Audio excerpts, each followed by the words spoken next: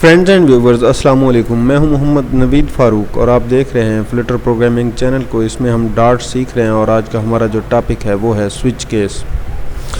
Switch case statement selection में use होती है। अगर हम किसी काम के लिए इफ़ एल्स लगाते हैं और उसमें चॉइसेस एक से ज़्यादा हो जाएं तो फिर हमें स्विच केस लगाने की ज़रूरत पड़ती है। यानी कि अगर कोई इंटीजर वैल्यू है हमारे पास और ये वैल्यू है, इसका नाम भी वैल्यू रख देते हैं, और ये कुछ भी हो सकती है, 1 हो सकती है, 2 हो सकती है, 3 हो सकती है, यहाँ पे हम 1 ले लेते हैं, और या 4 हो सकती है। एज द केस में भी जितनी भी ज़्यादा वैल्यूज़ होंगी उसमें स्विच केस के लिए हमें सिर्फ एक अलग से ब्लॉक बनाना पड़ेगा।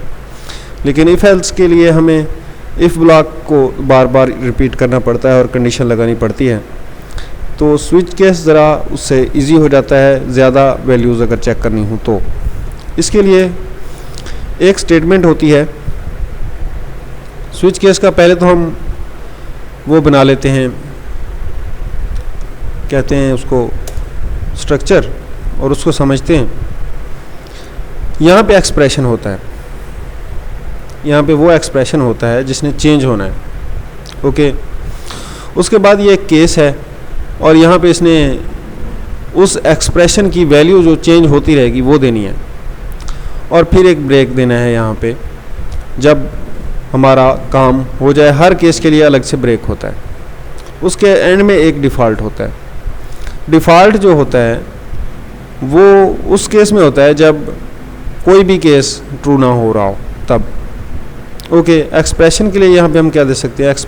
एक्सप्रेशन के लिए हम दे रहे हैं वैल्यू क्योंकि चेंज होती रहेगी, और केस में हमारी वैल्यू कभी 1 आएगी, कभी 2, और कभी 3, और कभी 4। तो 1 भी हो सकती है और 2 भी हो सकती है, 3 भी और 4 भी। तो इस तरह से हमारे पास बहुत सी वैल्यूज़ आ सकती हैं। तो अगर हम इस ब्रेक तक इस कोड को कॉपी करें और फिर इसको पेस्ट करें, फिर पेस्ट करें, तो ये हमारे पास 4 वैल्यूज़ आ गई। लेकिन केसेस में क्योंकि सब में 1 है तो इसको चेंज करना पड़ेगा, 3 और यहाँ पे 4। ये हो गया हमारा हर एक केस। ये यहाँ से लेके यहाँ तक ये एक केस है, ब्रेक स्टेटमेंट तक, यहाँ तक और यहाँ तक भी। और स्विच के अंदर ये जो ब्रैकेट है, यहाँ से कर्ली ब्रैकेट, ये सारे के सारे केसेस और ये डिफ़ॉल्ट ये भी इसके अंदर ही है। ओके, अब ये काम कैसे करता है?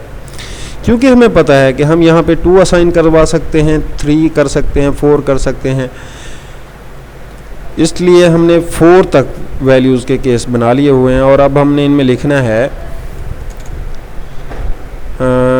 यहाँ पे एक प्रिंट स्टेटमेंट लगाते हैं ताकि हमें पता चले कि हमारा कौन सा केस चला है। तो और इसके अंदर लिख देते हैं कि हमारा कौन सा केस चला है। ऐसा लिखते हैं कि your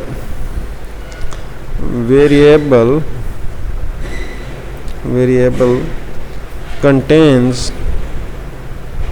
contains value as 1। Okay, ये आसान रहेगा रीडेबिलिटी के लिहाज से भी और समझने के लिहाज से भी।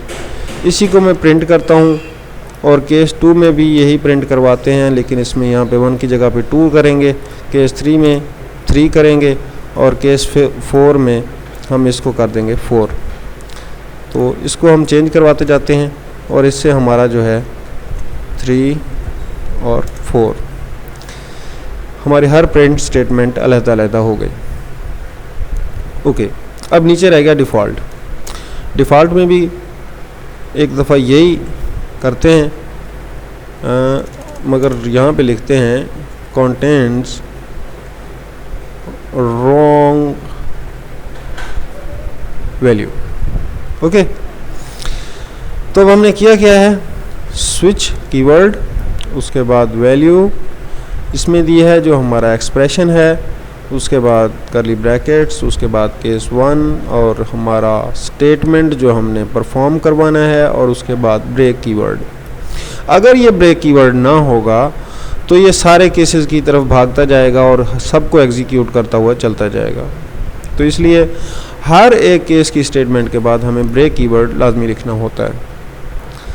इस तरह से हमारा ये स्विच केस का जो कोड है ये मुकम्मल हो गया है। अब हम अपने प्रोग्राम को करते हैं रन और देखते हैं कि क्या रिज़ल्ट मिलता है हमें।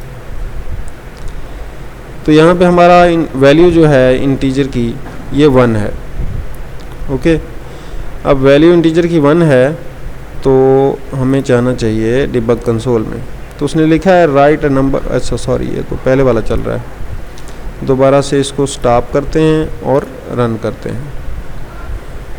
Your variable contains value as 1। Okay, इसको मैं बड़ा कर लेता हूँ थोड़ा सा ताकि आसानी रहे देखने में, और हमारा कोड भी थोड़ा सा मैं छोटा कर लेता हूँ ताकि सारे का सारा नज़र आ सके।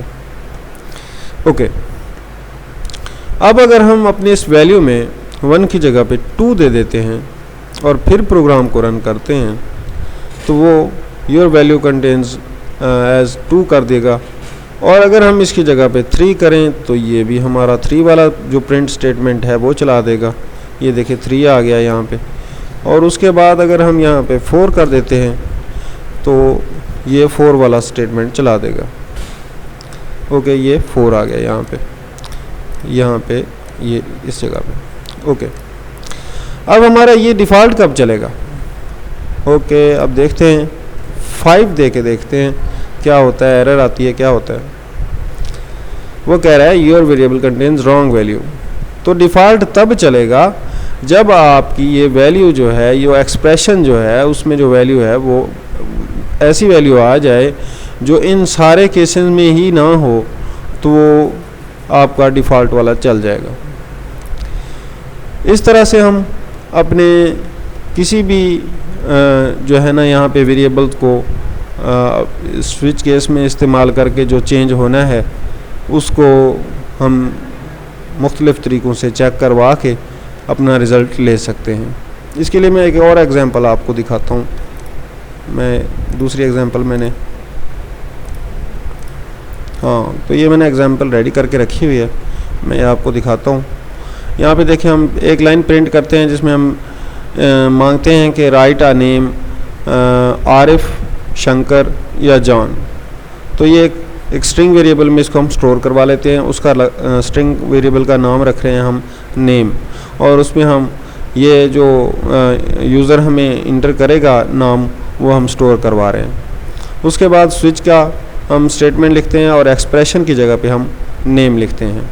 उसके बाद हम केस 1 में आरिफ लिखते हैं। उसके बाद हम कर्ली ब्रैकेट्स डाल लेते हैं। देखें ये कर्ली ब्रैकेट्स में हम लिखते हैं प्रिंट कर दो आरिफ लिव्स इन पाकिस्तान, और फिर ब्रेक भी लिखते हैं और उसकी कर्ली ब्रैकेट को बंद कर देते हैं। फिर हम केस शंकर यानी कि दूसरा नाम शंकर है तो हम यहाँ पे लिखते हैं कि अगर इस एक्सप्रेशन की वैल्यू शंकर है तो फिर क्या करो। फिर कर्ली ब्रैकेट शुरू की, प्रिंट किया शंकर लिव्स इन इंडिया, और फिर कर्ली ब्रैकेट को क्लोज़ कर दिया।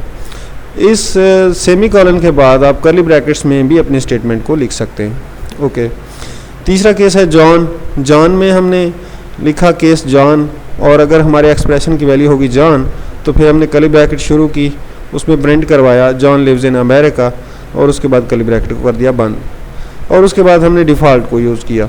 डिफ़ॉल्ट में हमने कर्ली ब्रैकेट शुरू की, उसमें लिखा print you have entered the name in the list, you have not entered the name in the list. तो लिस्ट में जो नाम नहीं है वो लिस्ट में आपने इंटर कर दिया है, रॉन्ग नेम इंटर कर दिया है, इसलिए अब ये वाली प्रिंट स्टेटमेंट चल जाएगी। तो अब कर्ली ब्रैकेट क्लोज़ हो गई, हमारा कोड हो गया मुकम्मल। और उसके बाद ये केस स्विच का जो ये वाला कर्ली ब्रैकेट था ये भी क्लोज़ कर दिया। हमारा कोड अब कंप्लीट हो गया है। अब हम अपने प्रोग्राम को रन करके देखते हैं कि ये क्या करता है। तो ओके, टर्मिनल में जाएंगे। ये ऐसे नहीं ना, इसमें हमें यूज़र से वो करवाना है ना, इनपुट लेना है, तो इसलिए हमें यहाँ पे फाइल का नाम लिखना पड़ेगा। डॉट के बाद लिख दिया। वो कह रहा है right a name Arif Shankar, और तीसरा है जॉन।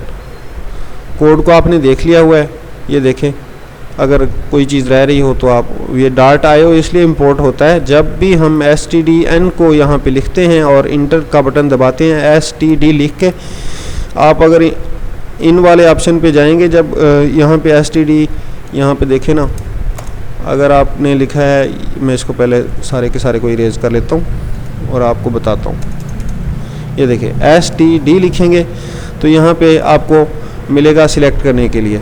जब आप stdin के ऊपर इंटर लगाएंगे तो ये stdin भी लिख देगा और उसके बाद ये खुद ही से इंपोर्ट भी कर लेगा।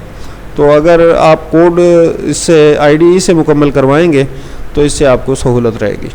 वैसे अगर आपने खुद ही लिखना हो तो यहाँ पे import .io आपको सिंगल कोट्स में लिख के उसके बाद सेमीकोलन डालना होगा। io से पहले सेमीकोलन डालना है और एंड कॉलन डालना है और एंड में सेमीकोलन डालना है। सॉरी, मैं पहले भी इस कॉलन को सेमीकोलन कह रहा था, तो इसको आप सेमीकोलन नहीं कॉलन ही कंसिडर कीजिएगा।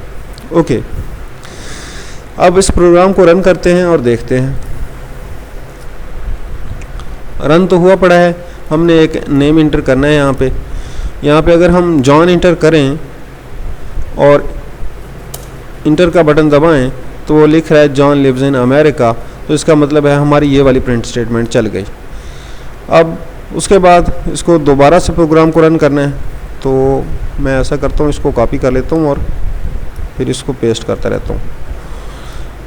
ये देखें दोबारा से नाम मांग रहा है, हम शंकर दे रहे हैं, शंकर